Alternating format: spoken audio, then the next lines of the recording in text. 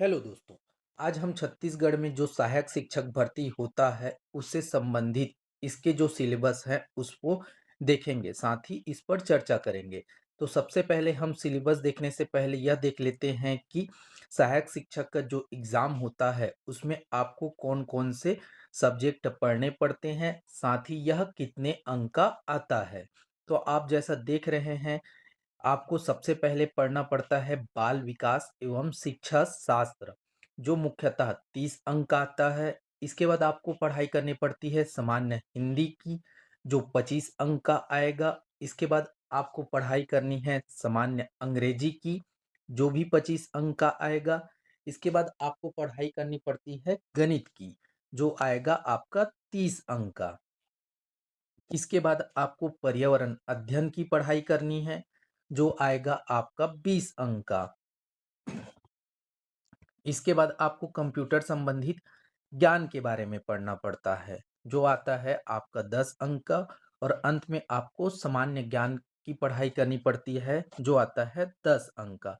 तो दोस्तों, यह टोटल आपका 150 अंक का क्वेश्चन आता है, जो 150 अंक का होता है क्योंकि प्रत्येक क्वेश्चन 1 अंक के होते हैं। अब देखते हैं इसके अंतर्गत आपको कौन-कौन से टॉपिक पढ़ने होते हैं। तो सबसे पहले हम देखते हैं बाल विकास एवं शिक्षा शास्त्र। तो बाल विकास एवं शिक्षा शास्त्र में आप इकाई 1 देख रहे हैं। इकाई 1 में आपको पड़ता पड़ता है बाल विकास का परिचय, जिसके अंतर्गत आपको विकास की विभिन्न सारी अवस्थाएँ जैसे शैशव अवस्था, गर्भावस्था, ये सब अवस्थाएँ देखने को पढ़ना पड़ेगा। साथ ही आपको संज्ञानात्मक विकास के बारे में भी पढ़ना पड़ेगा, आपको पोषण के बारे में पढ़ना पड़ेगा, आपको सामाजिक एवं सांस्कृतिक पृष्ठभूमि भी पढ़नी पड़ती है। इसके बाद आता है इकाई 2। तो इकाई 2 में आपको पढ़ना पड़ता है विकास के पहलू। इस विकास के पहलू में आपको सामान्य सिद्धांत देखने पड़ेंगे, साथ ही बच्चों के विकास में क्या-क्या परिवर्तन आते हैं, जैसे उसके ऊँचाई में, वृद्धि में, बौद्धिक परिवर्तन, ये सब पढ़ने पड़ते हैं। साथ ही बच्चों के जो अपने सहपाठी के साथ संबंध है, विद्यालय परिवेश में जो संबंध है या व्यवहार है और समाज के साथ उसके कैसे व्यवहार हैं, इन सब के बारे में आपको पढ़ना पड़ता है। इसी प्रकार आपको इकाई 3 है सीखना एवं संज्ञान का विकास। इसमें आपको बहुत सारे सिद्धांत पढ़ने पड़ते हैं, जैसे जीन पियाजे के सिद्धांत। साथ ही इसी में आपको शिक्षक की भूमिका, बच्चों की मानसिक संक्रिया और सीखने की प्रक्रिया में वो कौन-कौन सी गलती कर रही हैं, इन सब के बारे में आपको पढ़ना पड़ता है। फिर आता है आपका इकाई 4। इस इकाई 4 में आपको विशेष आवश्यकता वाले बच्चों के बारे में पढ़ना पड़ता है, जिसमें विशेष आवश्यकता के बच्चों के लिए आपको क्या-क्या कार्य करने पड़ते हैं, साथ ही विशेष आवश्यकता वाले बच्चे क्या हैं, साथ ही इसी के अंतर्गत आपको RTE right to education act 2009 भी पढ़ना पड़ता है, साथ ही पाठ्यक्रम की क्या अवधारणा है, इसके बारे में भी आपको पढ़ाई करनी पड़ती है। तो इस प्रकार आपका यह बाल विकास एवं शिक्षा शास्त्र का सिलेबस है। इसके बाद हम देखते हैं हिंदी का पाठ्यक्रम। तो हिंदी के पाठ्यक्रम में आपको सबसे पहले इकाई 1 में पढ़ना है सामान्य हिंदी, जैसे कि स्वर, संधि, संधि के प्रकार क्या है, वचन, लिंग, इसके बारे में पढ़ना पड़ता है। साथ ही इसी प्रकार इकाई 2 में आप देख सकते हैं आपको तत्सम, तद्भव, देशज, विदेशज, पर्यायवाची शब्द, विलोम, अनेकार्थी शब्द, इन सब के बारे में पढ़ना पड़ता है। इसी प्रकार आपको उपसर्ग, प्रत्यय, समास, संज्ञा क्या है, संज्ञा के प्रकार, साथ ही कारक चिन्ह, सर्वनाम, वाक्य के भेद, वाक्य के अंग, ये सब पढ़ने पड़ते हैं। साथ ही आपको मुहावरा और छत्तीसगढ़ में जो प्रचलित लोकोक्तियाँ हैं, उनके बारे में भी पढ़ना पड़ता है। और आपको एक अपठित गद्यांश भी दिया जाता है। इस अपठित गद्यांश को आपको पढ़कर प्रश्न हल करने पड़ते हैं।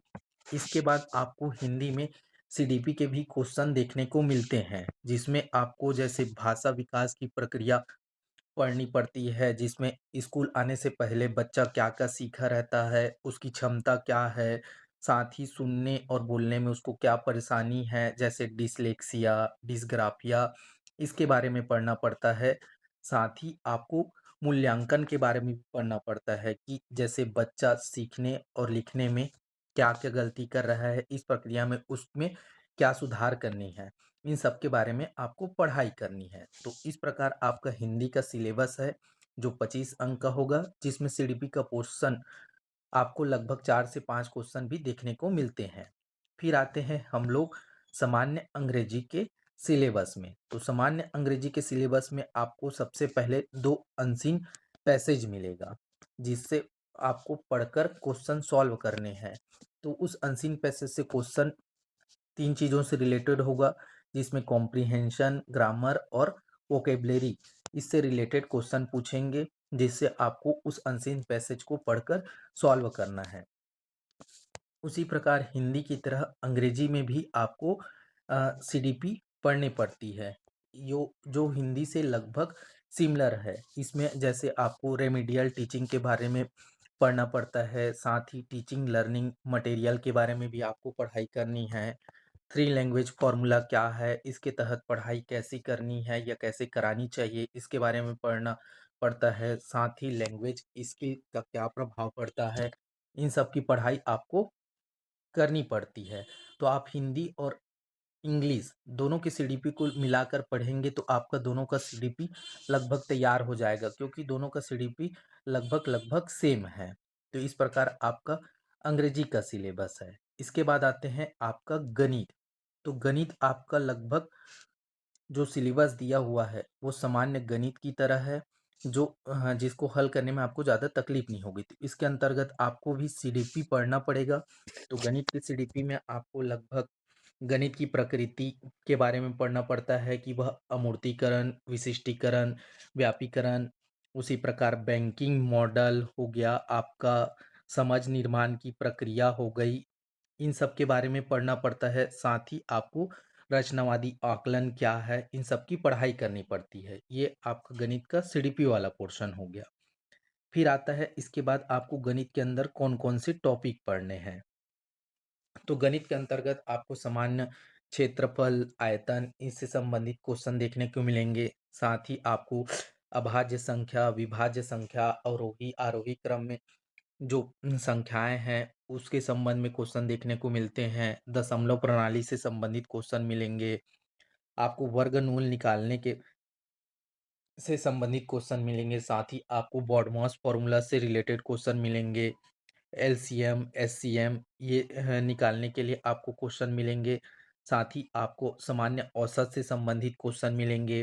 प्रतिशत, साधारण ब्याज, इससे संबंधित प्रश्न मिलेंगे। उसी प्रकार लाभ हानि से प्रश्न मिलेंगे। अनुपात, समानुपात, चाल, समय, दूरी, इनसे संबंधित आपको प्रश्न मिलेंगे। तो मोटा-मोटा तौर पर देखें तो आपका यह 10th लेवल का क्वेश्चन होता है, जिसमें गणित आपको अच्छे से पढ़ाई करनी है, क्योंकि सहायक शिक्षक में गणित एक स्कोरिंग पोर्शन है, और जिसका गणित अच्छे से बन जाता है वो अच्छे से स्कोर कर लेते हैं। अगर जिनका गणित छूट जाता है तो उनको स्कोर करने में तकलीफ होती है। तो आपको गणित वाले सेक्शन को अच्छे से तैयार कर लेना है। फिर आते हैं आपका पर्यावरण अध्ययन। तो पर्यावरण अध्ययन में आपको बेसिकली बच्चों की समझ विकसित करने के लिए आपको ये पढ़ना पड़ता है, या बच्चों को कैसे पढ़ाया जाए, इससे संबंधित रिलेटेड क्वेश्चन रहते हैं। जैसे इकाई 1 में आपको पर्यावरण क्या है, इसके सामाजिक, आर्थिक घटक क्या है, इससे संबंध में पढ़ना पड़ता है। इसी प्रकार इकाई 2 में आपको बच्चों का पर्यावरण के प्रति क्या दृष्टिकोण है, वे पर्यावरण को कैसे सीख सकते हैं, उनके बारे में क्या जानते हैं, इन संबंधित पढ़ना पड़ेगा, उससे रिलेटेड क्वेश्चन आते हैं। उसी प्रकार इकाई 3 में आपको पर्यावरण का अध्ययन क्यों करना चाहिए, प्राथमिक स्तर पर पर्यावरण की क्या भूमिका है, इसको पढ़ना है, साथ ही इससे रिलेटेड क्वेश्चन आते हैं।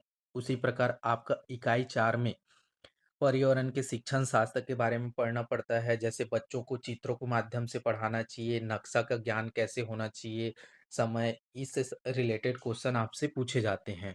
उसी प्रकार पर इकाई 5 में गतिविधि से रिलेटेड क्वेश्चन आते हैं, जैसे कक्षा कक्ष गतिविधि, भ्रमण, सर्वे, प्रोजेक्ट, इससे रिलेटेड क्वेश्चन आपको देखने को मिलेंगे।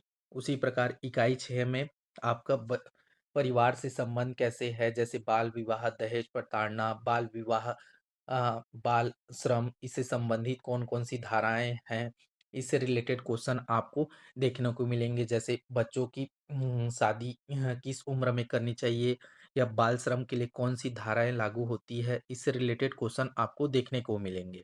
उसी प्रकार इकाई 7 में जैसे रोग से संबंधित जानकारी या इससे रिलेटेड क्वेश्चन आपको देखने को मिलेंगे। उसी प्रकार इकाई 8 में आपको पारिस्थितिक तंत्र, खाद्य श्रृंखला, खाद्य जाल इससे पढ़ाई करनी है, साथ ही क्वेश्चन भी इसी से रिलेटेड मिलते हैं। इस प्रकार यह आपका पर्यावरण का सिलेबस हो गया। इसके बाद आते हैं हम लोग कंप्यूटर के सिलेबस में। तो कंप्यूटर का आप जैसे सिलेबस देख रहे हैं, इसमें आपको जैसे input device, output device, internet के बारे में, साथ ही वायरस, एंटीवायरस इससे रिलेटेड क्वेश्चन आपको पूछे जाते हैं।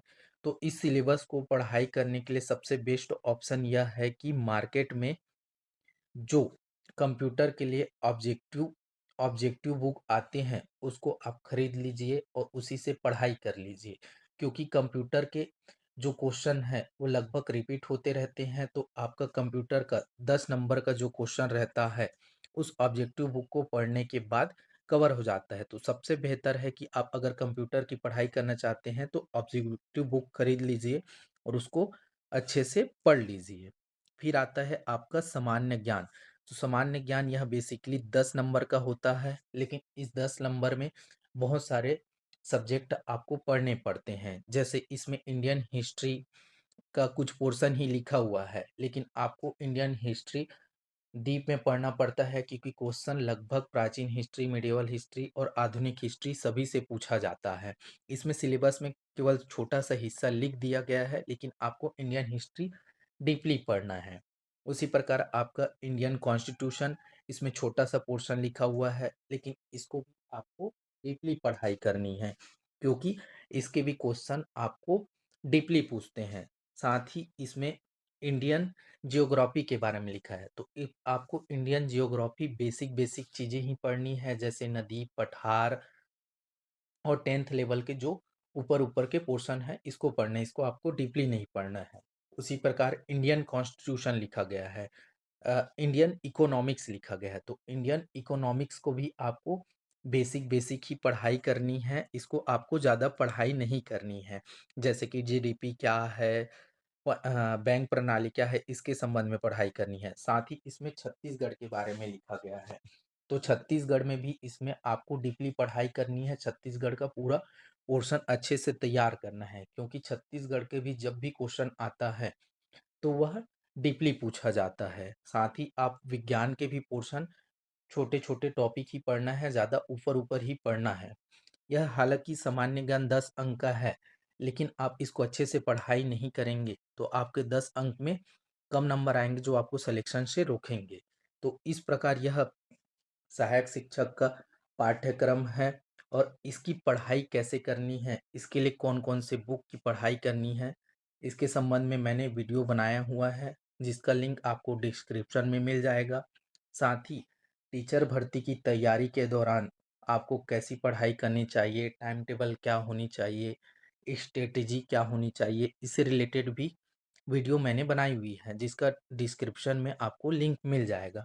तो आप वहाँ जाकर देख सकते हैं, और आप मेरे टेलीग्राम चैनल को ज्वाइन कर लीजिए, जिसमें मैंने बहुत सारे सहायक शिक्षक भर्ती से रिलेटेड नोट्स शेयर किए हुए हैं, साथ ही आगे नोट्स शेयर करते रहूँगा।